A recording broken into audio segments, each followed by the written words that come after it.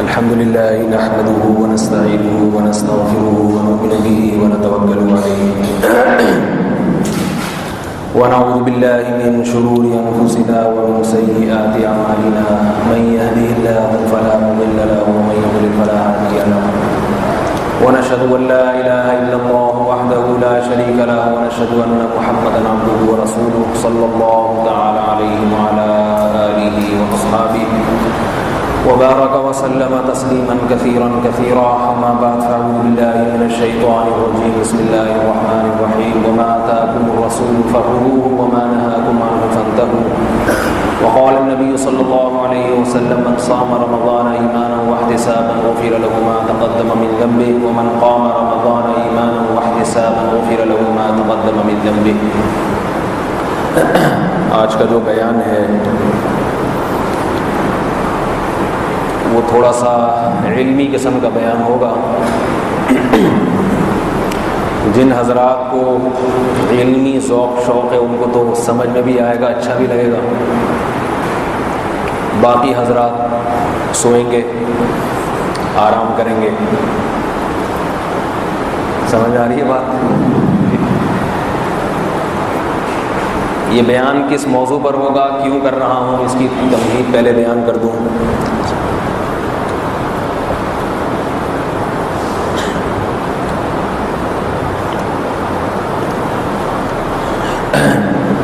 میں تقریباً 6-7 سال سے یہاں تراویح کی نماز پڑھا رہا ہوں. 6-7 سال سے لوگوں کے فون آتے ہیں سعودی عرب سے بھی, یہاں سے بھی, باہر ملکوں سے بھی, کہ مولوی صاحب یہ تراویح کی رکعتیں 8 رکعت ہیں یا 20 رکعت. ہم بتا دیتے ہیں سادہ جواب, سمپل جواب. کتنی رکعتیں ہیں؟ 20. یہ سمپل جواب ہے, سادہ. یہ پسند نہیں آتا لوگوں کو, سادہ جواب پسند. بہت سے آگے سے پوچھتے ہیں دلیل. ہم ان کو جواب میں کہتے ہیں بھائی یہی امت کا متواتر عمل ہے, چلا آ رہا ہے. ہمارے جو مسلک اہل حدیث کے حضرات ہیں وہ پمفلٹ بازیاں بھی کرتے ہیں کہ 8 رکعت سنت ہے, 20 یہ مولویوں نے شروع کر رکھی ہیں, کسی صحیح حدیث سے ثابت نہیں ہے.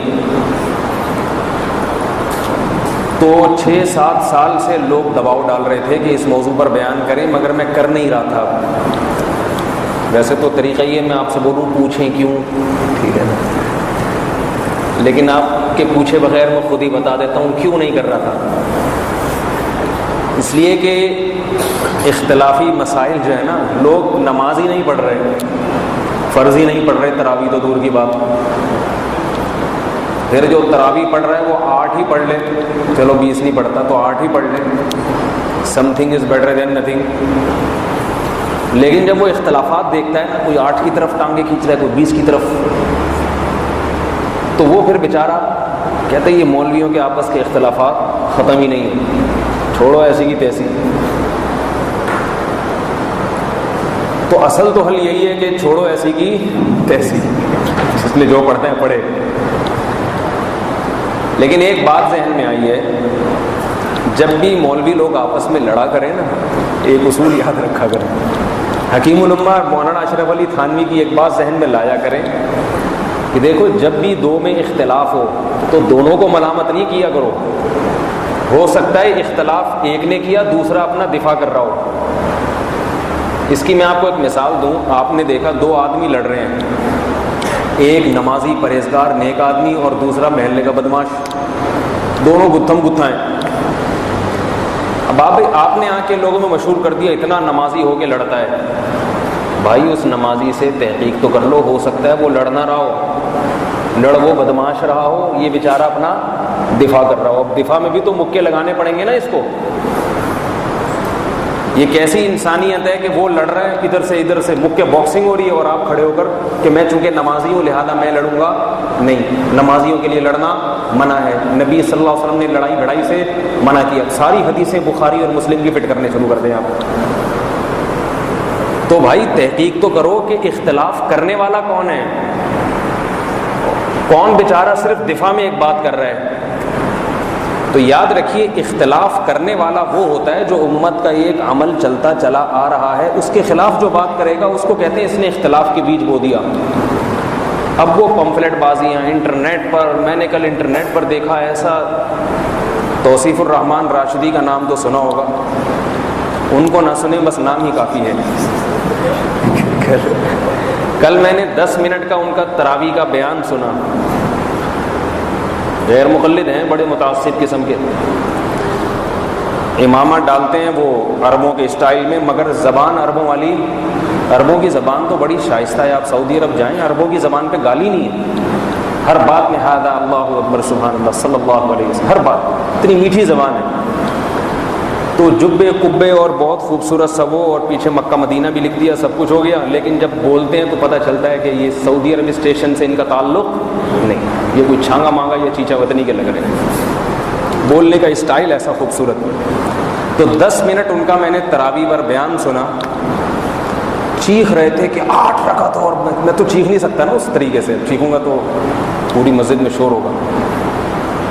تو حنفیوں کو، شوافع کو اور جتنے بھی ہم لوگ جو سارے مذاہب اربعہ کے لوگ سب کو لتاڑ رہے تھے بہت سختی کے ساتھ، اور 8 رکعت پہ دلائل دیتے، وہ سارے دلائل میں انشاءاللہ ابھی دوں گا۔ حدیث میں آتے 8 رکعت، حضرت عمر نے 8 رکعت، 8 کر کے مجھے خیال ہو رہا تھا بھائی یہی بات آرام سے بھی تو کہی جا سکتی ہے، ٹھیک ہے، یہ بات آرام سے بھی تو کہی جا سکتی ہے۔ پھر خود ہی سوال اٹھایا کہ مکہ اور مدینہ میں 20 کیوں ہوتی ہیں؟ ان کو پتا تو لوگوں کو سب سے بڑا سوال یہ ہوتا ہے کہ بیت اللہ میں، تو جواب یہ دیا کہ بہت زور سے دیا، میں بہت آہستہ دے رہا ہوں، انہوں نے بہت زور سے دیا، مکہ کی 20 رکعتیں نظر آتی ہیں، یہی نظر نہیں آتا مکہ میں اتنی زور سے آمین ہوتی ہے کہ پورا حرم گونج جاتا ہے۔ یعنی مطلب یہ تھا کہ اگر مکہ کو فالو کرنا ہے 20 رکعت کو، تو پھر مکہ میں آمین بھی تو تراویح میں زور سے ہوتی ہے، اس کو بھی فالو کرو۔ سمجھ آ رہی بات؟ تو اصل جب سوال یہ نہیں تھا، میں بھی آپ کو جب بیان شروع ہوگا نا، ابھی تو تمہید چل رہی ہے، جب شروع ہوگا تو بتاؤں گا مکہ کے بارے میں۔ اصل سوال یہ نہیں کہ مسجد حرام میں 20 کیوں ہوتی ہیں، سوال یہ کہ 1400 سال سے 20 کیوں ہو رہی ہیں۔ باقی رہا زور سے آمین، وہ تو کبھی آہستہ بھی ہوئی ہے، زور سے بھی ہوئی ہے، ہر طرح سے مکہ مدینہ میں 700 سال مکہ میں حنفیوں کی حکومت تھی، آہستہ آمین ہوتی تھی۔ تو خیر یہ ایک الگ وہ ہے۔ تو میں یہ بتا رہا ہوں کہ انٹرنیٹ پر جو آدمی سنے گا یہ باتیں، اس کا دماغ خراب ہو جاتا ہے، اور ہو رہا ہے لوگوں کا، پاگل ہو رہے ہیں۔ تو بھائی یہ دفاعی جنگ ہے، یہ اقدامی نہیں ہے۔ یہ جو میں آج بیان کروں گا یہ کیا ہے؟ دفاع کر رہا ہوں، یہ بتانے کے لیے کہ ہم بیوقوف نہیں ہیں۔ ہم جو ائمہ اربعہ کو فالو کرتے ہیں نا، امام ابو حنیفہ، مالک، شافعی، احمد بن حنبل، ان کو فالو کرتے ہیں علی وجہ البصیرہ، کیونکہ ہمیں پتہ ہے کہ ان کے دلائل مضبوط ہیں ہر چیز میں۔ بعد والوں نے بڑی غلطیاں کی ہیں، تو اس وجہ سے میں یہ بیان کر رہا ہوں کہ اس میں یہ بتاؤں گا بالکل تعصب سے بالا تر ہو کے کہ تراویح کی رکعتوں میں صحیح عدد کیا ہے، سنت عمل کیا ہے، 8 رکعتیں ہیں یا 20 رکعتیں ہیں۔ تو باقی آپ لوگ اس کو اختلاف اور نزاع کا ذریعہ نہ بنائیں، یہ بیان سننے کے بعد سمجھ میں آتا ہے تو عمل کریں، نہیں آتا تو جہاں اتنے عرصے سے بہت سے 8 پڑھ رہے ہیں تو پڑھتے رہیں آپ۔ ہمارا کام ہے دلائل کی دنیا میں بات آپ کے سامنے رکھ دینا، لڑائی بھڑائی نہ کریں کسی سے۔ تو پہلے میں آپ کو یہ سمجھ میں آ گیا بیان کس موضوع پر ہوگا؟ اچھا، علمی بیان جو ہے نا، جس میں تحقیقی انسان اپنی تحقیق پیش کرتا ہے، اس میں میرے لیے سب سے بڑا مسئلہ تحقیق کرنا ہے۔ الحمدللہ اتنا بڑا مسئلہ نہیں ہوتا، آج کل تحقیق کے ذرائع بہت آسان ہیں۔ میرے لیے زیادہ جو دماغ میں دباؤ ہوتا ہے اس کو ڈیزائن کرنا، کہ عوام کے سامنے اس کو پیش ایسے کیا جائے سہل انداز میں، عوامی زبان میں، کیونکہ بحث کو جب پیچیدہ بنا دیا جاتا ہے تو بات سمجھ میں نہیں آتی۔ تو میں کوشش کروں گا سہل انداز میں، پنجابی کی مثال ہے گل ویلے دی تے پھل موسم دا، بات مختصر کروں گا، دلیل، مگر دلیل کیا ہوگی؟ مضبوط، جو آسانی سے سمجھ میں آ جائے گی، 2 اور 2 4 کی طرح۔ کتابوں میں زیادہ الجھاؤں گا نہیں آپ کو، سمجھ رہے ہیں؟ تو جو دلیل ذرا پیچیدہ تھی اس کو شروع میں بیان کروں گا، کیونکہ شروع میں دماغ حاضر زیادہ ہے. جو پیچیدہ مسئلہ ہوگا نا اس کو شروع میں، وہ بھی آپ دیکھیں گے پیچیدہ نہیں ہوگا، آپ کو لگے گا کہ جس کو مولوی صاحب پیچیدہ کہہ رہے تھے وہ بھی اتنا پیچیدہ نہیں ہے. اور پھر جو بہت آسان ہے وہ آخر میں، تاکہ آپ کا شوق اور رغبت برقرار رہے. سمجھ رہے ہیں بات؟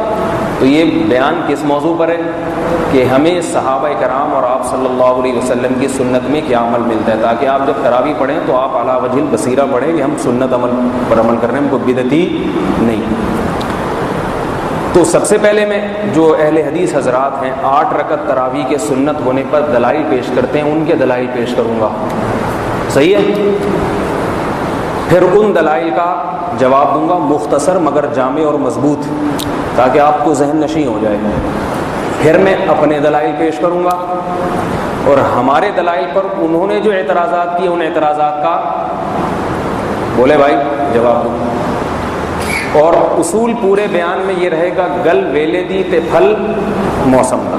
بات مختصر ہوگی مگر انشاءاللہ ہوگی مضبوط. اس میں زیادہ اڑی بھی نہیں کروں گا. مثال کے طور پر ایک حدیث اگر ضعیف بن رہی ہے تو خام خامے اڑی کر کے اس کو میں صحیح قرار دینے کی کوشش کروں، یہ بھی نہیں کروں. ضعیف اگر آپ ہماری حدیث کو کہتے ہیں ضعیف ہے تو اگرچہ اس کی تصحیح بھی ہے مگر میں پھر بھی ضعیف مان لوں گا. چلو ایسے مان لیں، چلو ٹھیک، خوش ہو جاؤ. کیونکہ ہمارے پاس اور اتنے دلائل ہیں کہ ہمیں ایسی حدیث سے استدلال موقوف ہی نہیں ہے جس کے صحت اور ضعف میں اختلاف ہے. سمجھ آ رہی ہے بات؟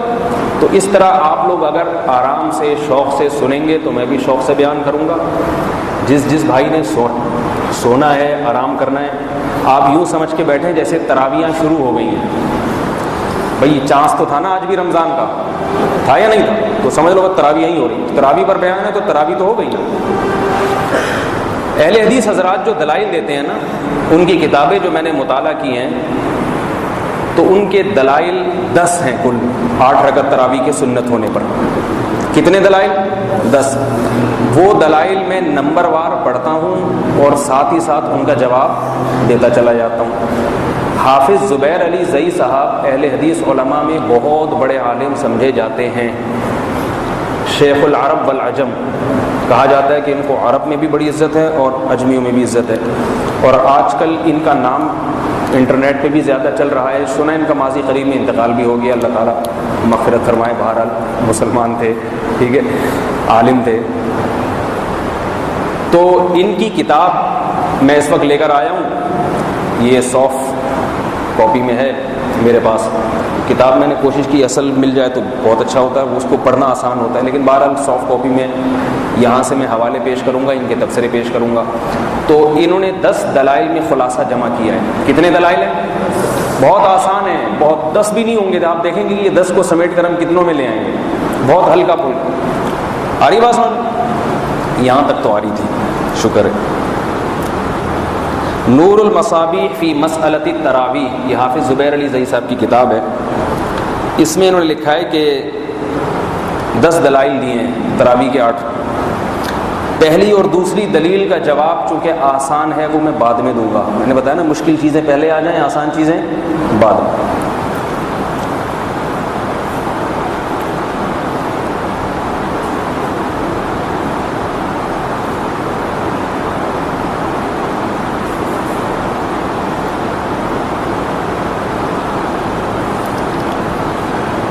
فرماتے ہیں صفحہ نمبر 21، سیدنا ابی بن کعب رضی اللہ عنہ سے روایت ہے. سیدنا ابی نبی صلی اللہ علیہ وسلم سے 2 حدیث پیش کی ہے نا، وہ میں بعد میں بتاتا ہوں آپ کو. 2 حدیثیں انہوں نے آپ صلی اللہ علیہ وسلم کا عمل پیش کیا کہ آپ صلی اللہ علیہ وسلم 8 رکعتیں تراویح پڑھتے تھے. 2 حدیثیں. تیسرے نمبر پہ جو حدیث پیش کی ہے سیدنا جابر ابن عبداللہ الانصاری رضی اللہ عنہ سے روایت ہے. سیدنا جابر ابن عبداللہ الانصاری سے روایت ہے کہ ہمیں رسول اللہ صلی اللہ علیہ وسلم نے رمضان میں نماز پڑھائی. آپ نے 8 رکعتیں اور 3 وتر پڑھے.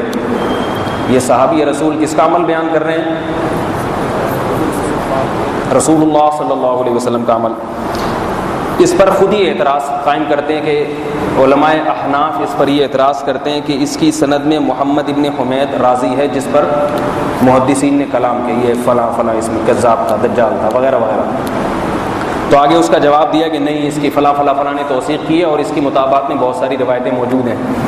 یہ کلام میں نقل اس لیے نہیں کرتا کہ یہ حدیث محمد ابن حمید یہ جو راضی ہیں ان پر موقوف نہیں ہے، سمجھ آ رہی ہے؟ یہ حدیث ان پر موقوف نہیں ہے۔ یہ جو حدیث ہے حضرت جابر بن عبداللہ الانصاری رضی اللہ تعالیٰ عنہ کی، جس میں آتا ہے کہ رسول اللہ صلی اللہ علیہ وسلم نے 8 رکعت تراویح پڑھائی، اس حدیث میں وہ ذرا دیں پرچہ ادھر،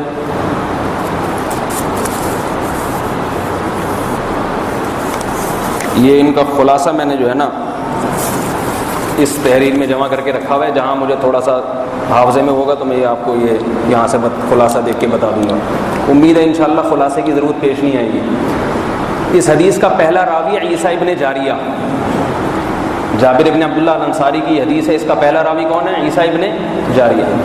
اس کے بارے میں ابو داؤد، امام ابو داؤد سنن ابی داؤد کے مؤلف، امام نسائی، صحیح ہے نا، بہت بڑے جلیل القدر جرح و تعدیل کے امام سمجھے جاتے ہیں، یحییٰ ابن معین جرح و تعدیل کے بہت بڑے امام ہیں، ابن عدی جرح و تعدیل کے بہت بڑے امام ہیں، ان چاروں نے بالاتفاق اسے بہت ضعیف بھی قرار دیا اور منکر الحدیث، منکر الحدیث اس راوی کو کہتے ہیں کہ جو ثقہ راویوں سے ہٹ کے کوئی چیز بیان کرتا ہے، سمجھ آ رہی ہے؟ ایسا عمل بیان کرتا ہے جو دوسرا کوئی بھی بیان نہیں کر رہا بلکہ دوسرے اس کی مخالفت کر رہے ہیں۔ اب یہاں زبیر علی زئی صاحب نے یہ پیچیدہ بحث ہے، تو بس تھوڑی دیر کی پیچیدہ ہوگی، اس کے بعد سب آسان ہے۔ تو یہ جو عیسیٰ ابن جاریہ ہے، اس کے بارے میں 4 جلیل القدر جرح و تعدیل کے امام کیا کہتے ہیں کہ یہ ضعیف، لہذا اگر کسی نے اس کی توثیق کی ہے جیسے ابن حبان نے، تو علامہ ابن حبان وغیرہ جیسے حضرات کی توثیق، ان کا اس کو ثقہ قرار دینا ان ائمہ کے مقابلے میں قابل اعتبار نہیں ہے۔ دوسری وجہ یہ بھی ہے کہ اگر یہ حدیث صحیح ہوتی تو اتنے بڑے بڑے ائمہ محدثین، ابن تیمیہ رحمۃ اللہ علیہ ہو گئے، ان میں امام مالک ہو گئے، امام شافعی ہو گئے، احمد ابن حنبل ہو گئے، یہ سارے بڑے بڑے ائمہ اس حدیث کی بنیاد پر آپ صلی اللہ علیہ وسلم کی سنت 8 رکعت کو قرار دیتے ہیں، کسی نے بھی اس سے استدلال نہیں کیا۔ سمجھ آ رہی ہے بات؟ تو اس سے معلوم ہوتا ہے کہ جمہور محدثین نے اس پر عمل بھی نہیں کیا ہے اور بڑے بڑے ائمہ محدثین سے اس کی جرح بھی منقول ہے۔ اس پر اور بھی بہت کچھ کہا جا سکتا ہے مگر سارا وقت پھر اسی میں صرف ہو جائے گا، شارٹ انداز میں آپ کو بیان کر رہا ہوں۔ دوسری حدیث، اب انہوں نے جو عیسیٰ ابن جاریہ ہے نا اس پر بحث نہیں کی ہے، وہ دوسرے والے کو، اس سے نیچے والے کو زیادہ چھیڑا ہے، کیونکہ اس کی مطابقت میں دوسرا راوی موجود ہے۔ سوال پیدا ہوتا ہے کہ عیسیٰ ابن جاریہ جو اصل مدار ہے، اس کی مطابقت میں تو کوئی بھی نہیں ہے نا، تو آپ کیسے اس کو جب تک ثقہ نہیں قرار دیا جا سکتا اس وقت تک حدیث قابل قبول نہیں ہو سکتی۔ دوسری حدیث پیش کرتے ہیں، یہ کون سی دلیل ہو گئی؟ دلیل نمبر 3، پہلی 2 کا جواب میں آخر میں دوں گا۔ دلیل نمبر 3، دلیل نمبر 4،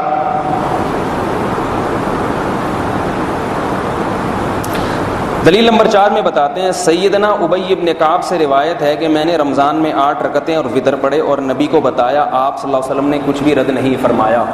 مسند ابو یعلا کی حدیث ہے، یہ کس کی حدیث ہے؟ مسند ابو یعلا۔ کمال کی بات ہے اس کی سند بالکل وہی ہے جو اس سے پہلے والی حدیث کی ہے،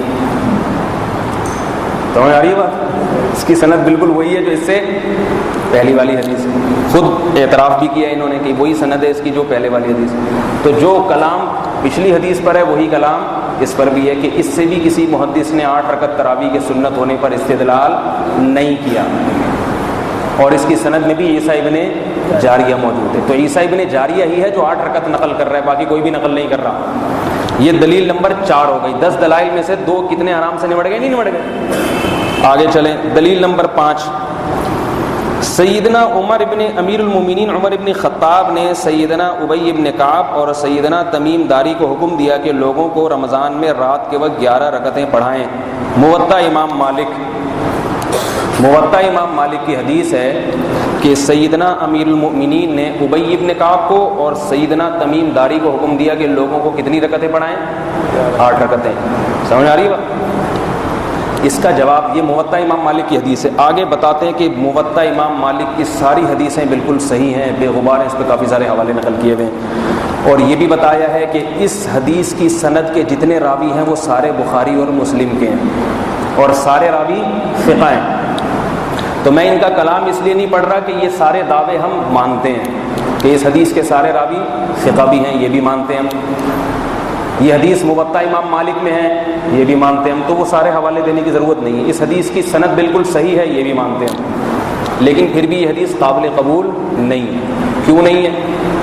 وجہ اس کی یہ ہے کہ اس حدیث کو بیان کرنے والے صحابی کون ہیں؟ سائب ابن یزید، اور سائب ابن یزید سے اس کو نقل کرنے والے ہیں محمد ابن یوسف۔ محمد ابن یوسف کیا نقل کر رہے ہیں کہ 11 رکعتیں، لیکن سائب ابن یزید کے دوسرے شاگرد یزید ابن خصیفہ لفظ ہے یا خصیفہ، مجھے اس کی تحقیق نہیں ہے، یہ دوسرے شاگرد بیان کرتے ہیں سائب ابن یزید ہی سے موطا ہی میں کہ حضرت عمر نے 20 رکعتوں کا حکم دیا تھا۔ سمجھ میں آ رہی ہے بات؟ یہ بھی حدیث کہاں ہے؟ تو محمد ابن یوسف ایک اور روایت میں بتاتے ہیں کہ سائب ابن یزید نے 13 رکعتوں کا، سائب ابن یزید نے فرمایا کہ ہمیں حضرت عمر نے ابی ابن کعب کو 13 رکعتوں کا حکم دیا تھا۔ تو پتہ یہ چلا کہ سائب ابن یزید جو صحابی ہیں ان کے شاگرد محمد ابن یوسف کا بیان مضطرب ہے، ایک جگہ ٹکتے نہیں ہیں۔ ایسی حدیث کو مضطرب کہا جاتا ہے۔ اس کے راوی کتنے ہی ثقہ کیوں نہ ہوں، کتنے ہی صحیح کیوں نہ ہوں، سند کیسی ہی سنہری کیوں نہ ہو، پھر بھی حدیث قابل قبول نہیں ہوتی، کیونکہ جو بیان کرنے والا ہے وہ ایک بیان دے نہیں رہا ہے، وہ اپنی بات بار بار بدل رہا ہے۔ تو اس سے پتہ چلتا ہے کہ انہوں نے بیان کرنے میں احتیاط سے کام نہیں لیا۔ پھر ان کے علاوہ جو دوسرے شاگرد ہیں سائب ابن یزید صحابی کے، وہ سنن بہقی میں نقل کرتے ہیں کہ حضرت سائب ابن یزید نے فرمایا کہ حضرت عمر نے 20 رکعتوں کا حکم دیا تھا۔ تو پتہ یہ چلا کہ سائب ابن یزید ہی سے شاگردوں کے نقل کرنے میں اختلاف ہو رہا ہے۔ ایسی حدیث کو کہا جاتا ہے مضطرب، اس کے متن میں کیا ہے؟ اضطراب ہے۔ تو اب جو حافظ زبیر علی زئی کی ساری بحث ہے نا وہ سند کے بارے میں ہے، سند کا ہمیں انکار نہیں ہے۔ تدریب الراوی حافظ ابن صلاح رحمہ اللہ تعالیٰ جو بہت بڑے محدث گزرے ہیں، محقق گزرے ہیں، تدریب الراوی علم حدیث کی کتاب ہے جو اہل حدیث مدارس کے مدارس میں پڑھائی جاتی ہے، ہمارے یہاں بھی سب میں متفق علیہ، عرب میں بھی عجم میں بھی۔ اس میں لکھا ہے کہ الاضطراب قد یجامع الصحہ، بعض دفعہ حدیث کی سند صحیح ہوتی ہے مگر اس کے باوجود وہ مضطرب ہوتی ہے، اور یہ اضطراب ایسا ہے کہ آپ اس میں کسی ایک سند کو ترجیح بھی نہیں دے سکتے، ساری سندیں بھی صحیح ہیں۔ سمجھ رہے بات؟ لہذا حافظ ابن حجر رحمہ اللہ تعالیٰ نے فتح الباری میں یہ نقل کیا ان سندوں کو ذکر کرنے کے بعد کہ یہ سندوں میں اتنا زیادہ اضطراب ہے کہ یزید ابن سائب کی اس حدیث سے 8 رکعت پر استدلال کرنا درست نہیں۔ سمجھ رہے کہ نہیں سمجھ؟ اب زبیر علی زئی صاحب نے آگے طرف تنزیہ کلام بھی کیا ہے، فرمایا کہ اس حدیث کو مضطرب کہنا یہ جہالت ہے اور پتہ نہیں کیا کیا اس طرح ہے۔ 15ویں صدی میں لوگ اس کو مضطرب کہہ رہے ہیں، 15ویں صدی کے لوگ اس کو، یہ میں پورا کلام ان کا پڑھ کے سنا دوں تاکہ آپ لوگ کو کہہ رہے، لہذا متعصب لوگوں کا 15ویں صدی میں اس سے مضطرب کہنا باطل اور بے بنیاد ہے۔ 23 صفحہ نمبر 23 پہ فرما رہے ہیں متعصب لوگوں کا، متعصب سے مراد کون ہے؟ ہم لوگ 15ویں صدی میں، ہم لوگ 15ویں صدی میں ہیں نا، 1433-35 ہجری، کہتے ہیں اس صدی میں اسے مضطرب کہنا باطل اور بے بنیاد ہے۔ یاد رکھو مشاہدے کا انکار نہیں کیا جا سکتا۔ 2 آدمی باہر لڑ رہے ہوں، ایک آدمی آ کے کہہ رہا ہے دونوں لڑ رہے ہیں، ساری دنیا جا کے دیکھ رہی ہے بھائی لڑ رہے ہیں، اب ایک آدمی کہ جس نے کہا یہ لڑ رہے ہیں، اس کا یہ کہنا باطل اور بے بنیاد ہے، کہیں گے بھائی مشاہدہ کر لو، پتہ چل جائے گا۔ تو جب ایک حدیث کی سند میں اضطراب نظر آ رہا ہے، یزید ابن ثائب سے نقل کرنے والے کہیں 8 بیان کر رہے ہیں، کہیں 13 بیان کر رہے ہیں، 21 بھی بیان کر رہے ہیں، 20 بھی بیان کر رہے ہیں، تو اس سے پتہ چلتا ہے کہ یہ واقعتاً بیان کرنے میں گڑبڑ ہو رہی ہے، تو اسی کو تو اضطراب کہہ رہے ہیں۔ اصل جواب یہ ہونا چاہیے تھا حافظ زبیر علی زئی کا کہ اضطراب نہیں ہے، یا ہے مگر اس میں فلاں حدیث کو ترجیح ہے، فلاں ضعیف ہے، یہ ہونا چاہیے تھا۔ اس کا کوئی جواب نہیں ان حضرات کی کتابوں میں۔ ایک بات تو یہ ہو گئی۔ دوسری بات یہ ہو گئی کہ اس حدیث کو نقل کرنے والے امام مالک ہیں موطا میں۔ امام مالک کا خود اس پر عمل بول لو بھائی نہیں، ظاہر ہے اسی وجہ سے نہیں ہے کہ امام مالک کی نظر میں بھی حدیث تو صحیح تھی سند کے لحاظ سے، مگر قابل عمل نہیں تھی۔ تو حافظ ابن حجر نے بھی فیصلہ کر دیا اضطراب کی وجہ سے قابل استدلال نہیں ہے، اور امام مالک کا بھی یہی فیصلہ ہے۔ امام مالک کی عبارات انشاءاللہ میں آگے نقل کروں گا، پورا پلندہ میں لے کر آیا ہوں اپنے ساتھ کتابوں سے نکال کے، وہ تو جب میں اپنی دلیلیں پڑھوں گا نا، ابھی تو صرف ان کی حدیث کا جواب دے رہا ہوں، وہ پورا پڑھوں گا، پھر انشاءاللہ آپ کو پتہ چلے گا کہ یہ اس میں صحیح مذہب کیا ہے۔ سونا شروع ہو گئے ماشاءاللہ ابھی سے آپ لوگ، ٹھیک ہے نا؟ اچھا، تو یہ کتنی کون سی دلیل ہو گئی؟ 5ویں، چھٹی دلیل نمبر 6۔ سیدنا صائب ابن یزید صحابی سے روایت ہے، کنا نقوم فی زمان عمر بن الخطاب رضی اللہ عنہ ب11 رکعتن۔ کس سے روایت ہے؟ یزید ابن صائب سے۔ پتہ چلا یہ اور وہ ایک ہی حدیث ہے، ٹھیک ہے نا، جس کو موصوف الگ الگ بیان کر رہے ہیں۔ بھائی ایک صحابی بیان کر رہے ہیں کہ نبی 8 پڑھتے تھے، پھر وہی صحابی بیان کر رہے ہیں کہ نبی 8 پڑھتے تھے دوسری کتاب میں، تو یہ 2 الگ الگ حدیثیں ہوئی یا؟ لیکن موصوف نے اس کو دلیل نمبر 6 میں ذکر کیا ہے، تو اس کا بھی وہی جواب ہے جو اس سے پہلے والی، دونوں ایک ہی حدیثیں ہیں۔ سمجھ آ رہی بات؟ دونوں پہ ایک ہی تبصرہ ہے۔ دلیل نمبر 7، اس میں آپ کو بہت مزہ آئے گا۔ مصنف ابن ابی شیبہ میں ہے کہ ان عمر جمع الناس علی ابی و تمیم فکانا یصلیان 11 رکعتا۔ مصنف ابن ابی شیبہ میں ہے کہ حضرت عمر نے لوگوں کو ابی اور تمیم پر جمع کیا اور وہ لوگوں کو 11 رکعتیں پڑھاتے تھے۔ یہ مصنف ابن ابی شیبہ کی ہے۔ کمال کی بات ہے اس کے راوی بھی کون ہے؟ یزید ابن صائب۔ پتہ چلا یہ بھی وہی ہے، الفاظ مختلف ہیں اور کتابیں مختلف ہیں، لیکن عامی آدمی جب پڑھے گا تو ایک حدیث کو کتنی سمجھے گا؟ 3 حدیث، حالانکہ یہ 3 نہیں ہے، یہ وہی جواب ہے اس کا بھی۔ میں شارٹ کر رہا ہوں، زیادہ لمبی بحث کو نہیں لے کے جاؤں۔ گل ویلے دی تے پھل موسم دا۔ اچھا جی، یہ دلائل ختم، ٹھیک ہے نا۔ 8ویں، 9ویں اور 10ویں کوئی دلیل نہیں ہے، بلکہ ہماری دلیلوں کا جواب ہے، لیکن موصوف نے اس کو بھی اپنی دلیل میں۔ تو پتہ یہ چلا کہ ان حضرات کے پاس اس موضوع پر ٹوٹل ملا کے 4 حدیثیں ہیں۔ ایک نبی صلی اللہ علیہ وسلم سے صحیح بخاری کی حدیث، وہ میں ابھی پیش کروں گا آپ کے سامنے۔ ٹوٹل کتنی حدیثیں؟ نہیں سوری، 6 حدیثیں ہیں ٹوٹل۔ ایک محمد صلی اللہ علیہ وسلم سے صحیح بخاری کی، وہ حدیث بالکل صحیح ہے، اس کا مطلب کیا ہے وہ میں آپ کو ابھی بیان کروں گا انشاءاللہ۔ باقی 2 حدیثیں جابر ابن عبداللہ سے ہیں، صحیح ہے نا، ایک جابر بن عبداللہ سے اور دوسری ابی ابن کعب سے، دونوں کا راوی ایک ہی ہے اور وہ ضعیف راوی ہے۔ باقی تیسری، چوتھی اور 5ویں دلیل ایک ہی ہے، جو مختلف عنوانات سے، اور ان کے شاگرد بھی وہی ہیں، محمد ابن یوسف۔ سمجھ میں آ رہی ہے بات؟ یہ یزید ابن صائب صحابی سے نقل کرنے والے بھی وہی ہیں۔ تو اور کچھ نہیں ہے میرے پاس ان کے دلائل کے جواب میں کہنے کے لیے۔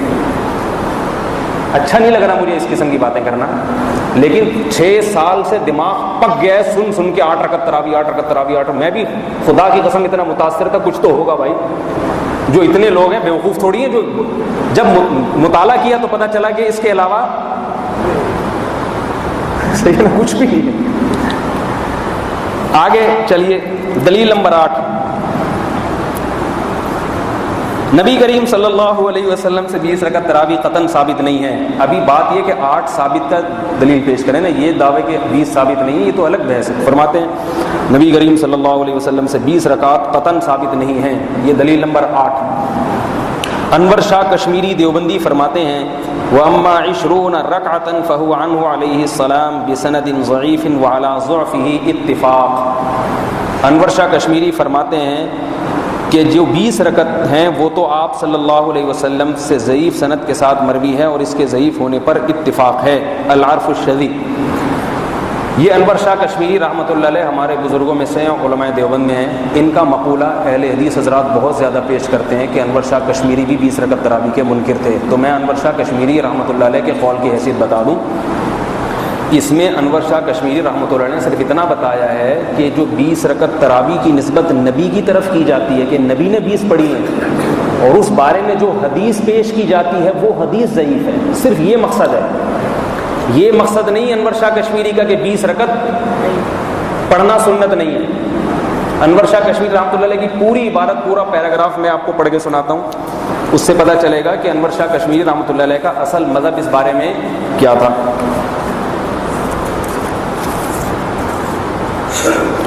علامہ انور شاہ کشمیری فرماتے ہیں لا اقول انہا لم تکن فی سنت فی نفس الامر. میں یہ نہیں کہتا کہ 20 رکعت بذات خود سنت ہی نہیں ہے, یعنی اپنے اس کلام کی تشریح کر رہے ہیں. بل انما انکر النقل عنہ بطریق صحیح. میں صرف یہ کہہ رہا ہوں کہ نبی صلی اللہ علیہ وسلم کا اپنا ذاتی عمل جو 20 رکعت والا ہے وہ صحیح سند سے نقل نہیں ہے. فبقی الحال مستورا فیما زادہ. لہذا 8 رکعت سے زیادہ نبی نے کتنی پڑھی ہیں اس بارے میں آپ صلی اللہ علیہ وسلم کا معاملہ مشتبہ ہے. مستور یعنی مستور ہے, چھپا ہوا ہے, کتنا ہے یہ پتہ نہیں ہے. آگے بتا رہے ہیں فجاز ان یکون صلاح بالعدد المشہور. لہذا ممکن ہے نبی نے وہی 20 پڑھی ہو جو مشہور ہے, جو مشہور عدد ہے. وجاز ان یکون اقتصر علی هذا القدر فقط. اور یہ بھی ممکن ہے نبی جو تہجد کی 8 پڑھا کرتے تھے ممکن ہے صرف اتنی ہی تراویح بھی پڑھی ہو. الا ان الثابت عنہ هو 13. ہاں نبی صلی اللہ علیہ وسلم سے جو آپ کی اپنی نماز جو صحیح سند سے ثابت ہے وہ 13 رکعتیں جو عام تہجد کا معمول تھا. اس پر بحث انشاءاللہ کر رہا ہوں. نعم اتفقوا علی ثبوتها 20 رکعتا عن عمر. ہاں یہ ضرور ہے کہ محدثین کا اس پر اتفاق ہے کہ حضرت عمر سے 20 رکعتیں پڑھنا ثابت ہے. آگے فرماتے ہیں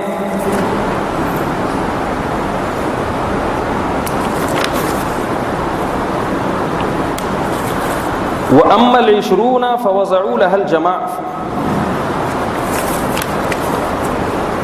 فرماتے ہیں ثُمَّ إِنَّ الْأَئِمَّةَ الْأَرْبَعَةَ قَلَّدُوهُ عَلَى كَوْنِ التَّرَاوِيحِ 20 رَكْعَةً.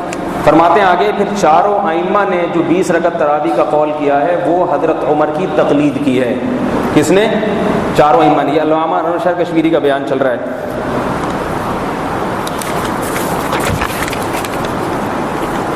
آگے کہتے ہیں لم یقل احد من الائمۃ الاربعۃ باقل من 20 رکعۃ فی التراویح. ائمہ اربعہ میں سے کسی ایک نے بھی 20 رکعت سے کم کا قول نہیں کیا. والیہ جمہور الصحابہ رضوان اللہ علیہم اجمعین. یہی جمہور صحابہ کا مذہب ہے اور امام مالک کا مذہب ہے کہ 36 رکعتیں. فإن تعامل اہل المدینہ انہم كانوا يركعون 4 رکعات. آگے بتا رہے ہیں اس لیے کہ اہل مدینہ 36 رکعتیں پڑھا کرتے تھے. تو اس پوری بحث میں علامہ انور شاہ کشمیری کیا بتا رہے ہیں کہ میں 20 رکعت تراویح کا منکر نہیں ہوں بلکہ نبی صلی اللہ علیہ وسلم سے جو کہا جاتا ہے کہ آپ نے 20 پڑھی ہیں اس حدیث کی سند کا میں انکار کرتا ہوں. باقی خلفائے راشدین کی سنت کی وجہ سے انور شاہ کشمیری بھی اس کو سنت مانتے تھے. سمجھ میں آئی بات کہ نہیں؟ اچھا یہ جلدی جلدی ان کے دلائل کا خلاصہ بس ہو گیا. 1-2 باتیں اور رہ گئی ہیں. یہ انور شاہ کشمیری دلیل نمبر 8 ہو گئی. دلیل نمبر 8 کس کا قول ہو گیا؟ علامہ انور شاہ کشمیری. دلیل نمبر 9 امیر المومنین سیدنا عمر بن خطاب سے بسند صحیح متصل 20 رکعت تراویح قطعاً ثابت نہیں. یہ ہم بتائیں گے ثابت ہے یا نہیں ہے, یہ ابھی اگلا. یہ دلیل نمبر کون سی ہو گئی؟ 9. حالانکہ یہ دلیل نہیں ہے. دلیل تو یہ ہوتی ہے آپ 8 رکعت پر حدیثیں پیش کریں, نبی سے صحیح حدیث پیش کریں, پھر صحابہ سے دھڑا دھڑ, پھر تابعین سے روایتیں در روایتیں پیش کریں. کوئی بھی پیش نہیں ہو رہی ہے. یہ دلیل نمبر 10 ہو گئی.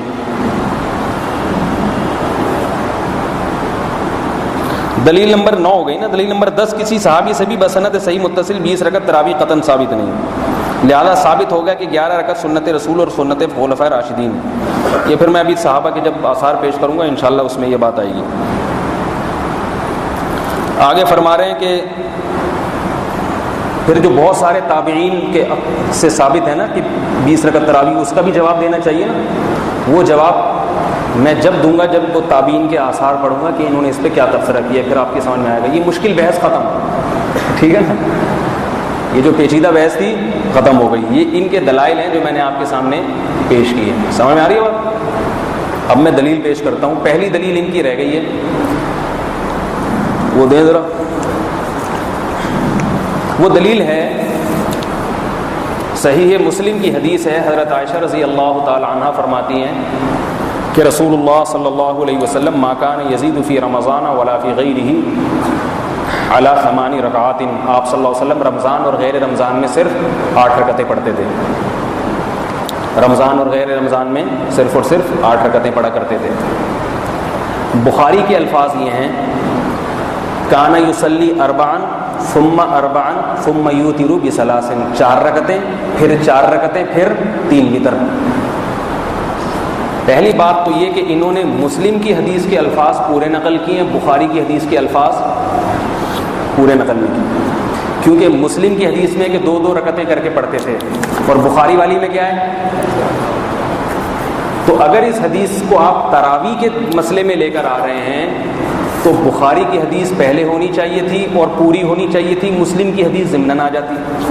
لیکن چونکہ بخاری کی حدیث بظاہر ان کے مسلک کے خلاف جاری ہے، اس سے بظاہر یہی لگ رہا ہے کہ 4 رکعتیں ایک سلام کے 4 رکعتوں پہ سلام پھرتے پھر 4 رکعتیں، جبکہ یہ جو تراویح پڑھتے ہیں 2 رکعتیں 2 رکعتیں 2 رکعتیں 2 رکعتیں.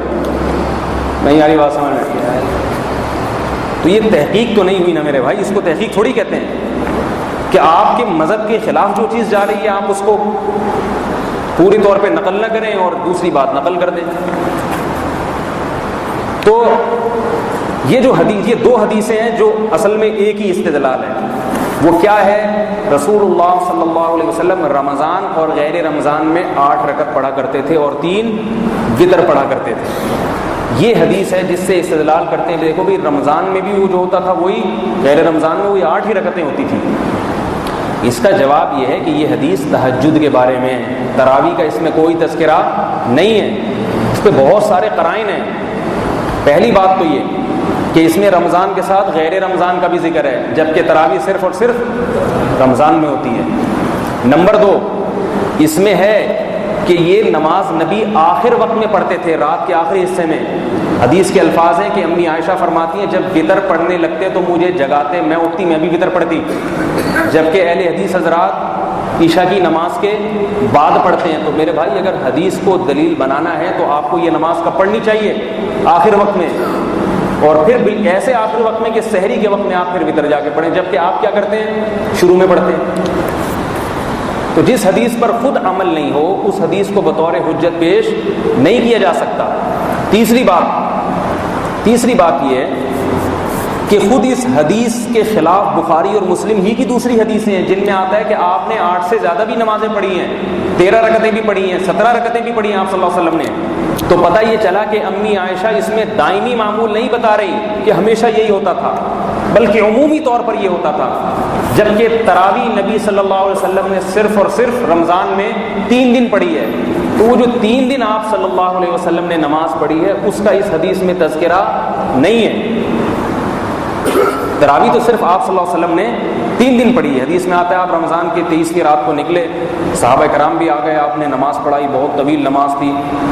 پھر آپ صلی اللہ علیہ وسلم گھر تشریف لے گئے، پھر 25ویں رات کو آئے، اور زیادہ رش، مرد بھی خواتین بھی. پھر آپ صلی اللہ علیہ وسلم نے 27ویں رات کو پڑھائی. پھر آپ نے فرمایا مجھے ڈر ہے تمہارے شوق کو دیکھ کر کہ اللہ یہ نماز تم پہ فرض نہ کر دیں. آپ نے اس کو ترک کر دیا. تو اس حدیث کا اس سے کوئی تعلق نہیں. اصل تو یہ ہونا چاہیے نا کہ وہ جو 3 دن پڑھی تھی وہ کتنی پڑھی تھی. کتنے دلائل ہو گئے؟ 2 باتیں ہو گئیں. تیسری بات یہ کہ اہل حدیث علماء، عرب و عجم علماء، محدثین سب یہی نقل کرتے چلے آتے ہیں کہ محمد صلی اللہ علیہ وسلم نے تراویح کی کتنی رکعتیں پڑھی ہیں یہ کسی صحیح سند سے ثابت نہیں ہے. اگر یہ حدیث ان کے نزدیک حجت ہوتی تو فوراً پیش کر دیتے بھائی بخاری کی صحیح سند سے 8 رکعت تراویح پڑھنا ثابت ہے. تو یہ اختلاف کیوں ہوتا پھر؟ امام احمد ابن حنبل کو بھی یہ حدیث معلوم تھی، امام شافعی کو بھی معلوم تھی، امام مالک کو بھی معلوم تھی، اور امام ابو حنیفہ کو بھی معلوم تھی. اس کے باوجود یہ حضرات 8 رکعت تراویح کے قائل نہیں ہوئے. اس سے پتہ چلا کہ یہ بھی سمجھتے تھے کہ اس حدیث کا تراویح سے کوئی تعلق نہیں ہے. سمجھ رہے بات کو؟ تو یہ کل دلائل کا خلاصہ ہے. اور ایک اور بات کہ اگر یہ حدیث تراویح کے باب میں ہوتی تو یہ جو محدثین ہیں نا صحاح ستہ کے مؤلفین، وہ تراویح کی حدیثیں اور تہجد کی حدیثیں الگ الگ بیان نہ کرتے. محدثین یہ حدیث تہجد کے باب میں تو ذکر کرتے ہیں، قیام رمضان میں ذکر نہیں کرتے. تو اس سے بھی پتہ چلتا ہے کہ محدثین کی نظر میں بھی اس حدیث کا تہجد سے تعلق نہیں ہے. تو یہ آپ کو میں نے جلدی وہ دلائل پڑھ کے سنا دوں.